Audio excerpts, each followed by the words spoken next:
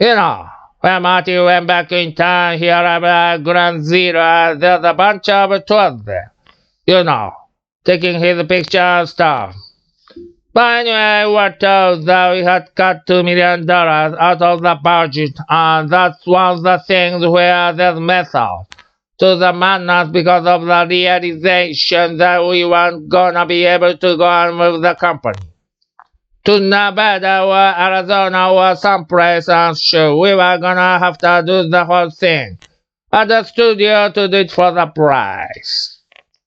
But it turned out that it became a much better thing. It became a much better thing because there's no way to involve the dog actually, if I remember right. Yeah, it was just over the walkie-talkies where Doc was just there on the side of a mountain watching all this stuff. And of course, just tying everything into the town and keeping it all local in the town just made it all absolutely better.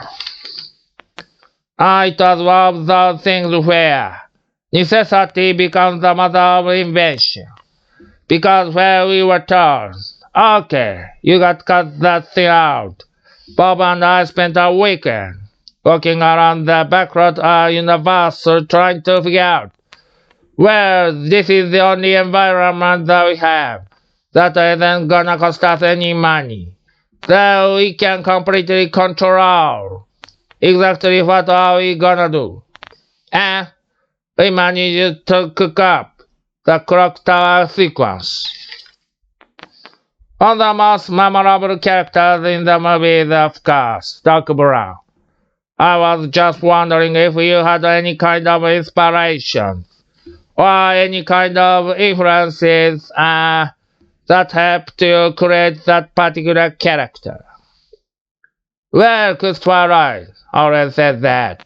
He made the character of Doc Brown a combination of Albert Einstein and the conductor Leopold Stokowski.